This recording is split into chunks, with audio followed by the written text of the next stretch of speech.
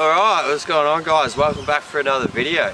So today I'm going to be doing a complete build breakdown of my 1998 Nissan Silvia S14 drift car. I bought this car probably 3 years ago. It was black, it was bone stock, and over the last 3 years I've sort of just evolved it into what it is today.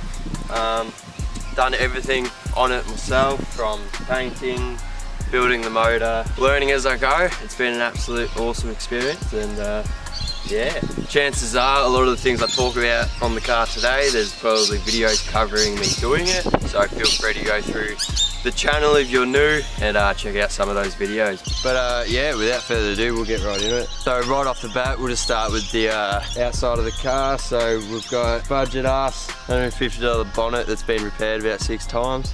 So I fixed that up there, got that on there. So most of the body kit and everything surrounding the car is on a budget because it's a drift car. Things generally don't stay on all that long. So yeah, front bar got off Tim. Cheers Tim, that was a slab of beers. Made my own splitters for the body kit out of just some 4mm ABS plastic, painted it white, and just because of that red and white theme I'm sort of going for. Be a little bit different than the standard black splitters that everyone generally does. We got rotor wheels on here, 17-inch fronts and 18-inch rears, because we got bigger lock.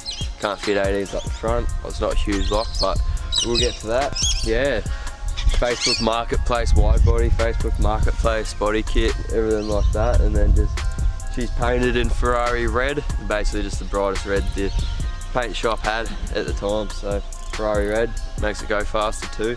And obviously, as you can see, mad screamer pipe out the bonnet for all those sick noises. A few Keeper Eat stickers, and then all the parts that have gone into the car and have sent me stickers, then they're gone on the car as well, because it's a race car, gotta have them stickers. But without further ado, let's pop the bonnet. We'll take a look at the heart of the beast. So here we have the SR20DET, it's the black top VCT version.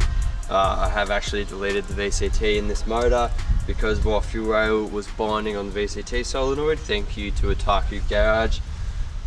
So the Otaku Garage intake plenum and fuel rail, we've got all AN lines throughout it. It's stainless braid with the Teflon inner. It's really good stuff and really easy to work with. So I've recently put on the big Hockey ADR43 SS2 ball bearing turbo with the .63 rear housing, big 4-inch intake on it. That turbo is insane. Absolutely loves the boost. So we're running start off at about 20 pound, and then because my wastegate, which is a Turbo Smart 50mm Pro gate, still doesn't flow enough air, we're creeping up towards about 25 psi. It's a fully forged motor. We've got the spool rods and the Ross pistons, ARP head studs, ARP main studs, metal head gasket, ACL race bearings, Tomei 256 pond cams with the Tomei adjustable cam gears to try dial in a bit more of that response since we've lost the VCT now. Like I said before, Turbo Smart 50mm Pro gate with a custom made screamer setup that I made and shot it out the bonnet, which looks epic. Haven't actually drifted on it in this current form just yet, so keen to see some flames coming out the bonnet at the next drift event. Mishimoto power steering reservoir, Mishimoto catch cam, Mishimoto oil cooler. We've got the eBay radiator in there at the moment. I do have a Mishimoto one sitting in the shed ready to go in because this one is actually cracked. We've got the EF Falcon thermo fans I pulled off from a Wreckers for like 40 bucks. Aeroflow eBay intercooler, hasn't let me down yet. Mint Turbo Smart fuel pressure regulator. We got Bosch 1600cc injectors in there running on ethanol. The car does make, at 25 psi, it makes around 370 real kilowatts. Absolutely loves it, and 500 and something torque, can't remember what exactly. It's got the manual adjustable timing chain tensioner, split fire coil packs, rocker stoppers, all that standard goodness.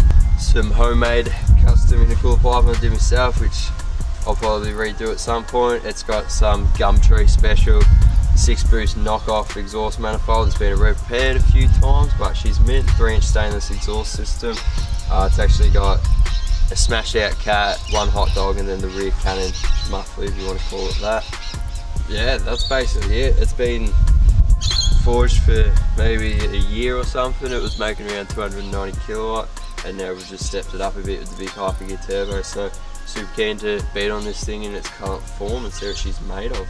That's the general consensus for the motor. If I missed anything or if you've got any questions, feel free to drop them down below and I'll answer them. But now I think we'll move on to the suspension and steering on the car. So in here we are running the BC Gold BR, whatever they are, coilovers. They're pretty mint. Did have eBay ones in there, but they weren't quite cutting the mustard. We've got the extended factory lower control arms. We've got GK Tech caster arms, GK Tech tie rods with the GK Tech offset spacers, and the GK Tech tie rod ends. We've got JDI cut and welded knuckles, like you can see in there, but just factory knuckles that have been cut and welded for more lock and better Ackerman settings. We have got the factory brakes up the front. I have got R33 Skyline brakes in the shed, but haven't been around to put them on yet just yet. A pretty simple but effective setup in the front here. Absolutely love the way this car feels and the way it handles. In love with it, so I'm afraid to change it up to anything more special than this, so don't mess with something that's not broken. In the rear we are running 2 sets of R33 brake calipers, one for the handbrake and one for the foot brake. It's running the stock diff and axles. I've changed it, well, it is an R33 diff. It's got the 4.3 gears instead of the 3.7s that I had in the car. I will be changing it back to the 3.7s, I think, because of this new power. Sort of want some longer gears so I can actually go somewhere with it. We've got the eBay special camber and toe arms. They work alright. If you bend one, you just replace them because they're cheap, which is alright. Yeah, that's basically what we got going on back there. Pretty simple. As for the inside of the car, we got some Bride replica Lomax things. They're reclinable, unfortunately, and they're pretty junk, but they get the job done. They look pretty sick, the red pops, and I would like to get some better, deeper bucket proper seats in here, but they've been just fine. Half cage with a cross in the main hoop. We'll turn this into a full cage at some point. Block the boot off back there with the sheet metal, just keep smoke and rubber out of the inside of the car. Got these SAS or SAS, however you want to say it, harnesses. They work alright. They're not the best, but whatever. 90 rep wheel with a Sparko rep quick release. So much rep shit. Sponsored by eBay. She's a budget build, but she loves it. eBay handbrake with a reservoir in here. We have actually got the R32 GDR gearbox in here with a dogleg shifter. It's just got the transfer case cut off and it works amazingly with a cut and sharp bell housing to suit the SR20. Custom switch panel. We are running the Apexi Power FC ECU with the hand controller, AEM wideband, middle gauge is just to fill a hole, and then we got the SAS oil pressure sensor over there.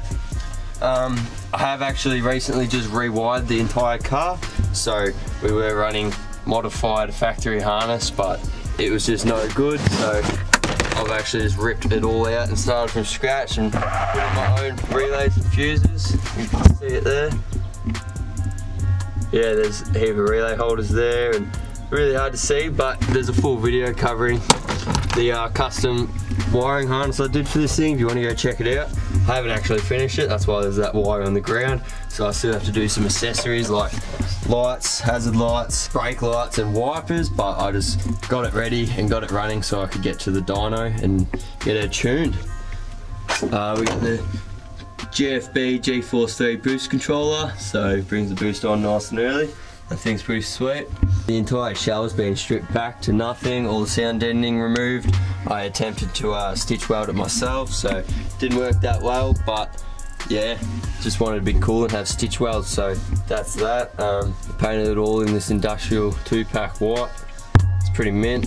Gets pretty dirty though, as you can probably tell. It is dirty as shit. Needs clean. Cannot keep it clean, especially while you're drifting. Boot latches here.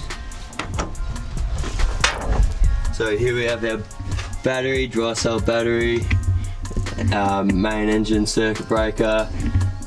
We got this water pump and water reservoir. It's just ratchet strapped in at the moment. I need to do something better about that.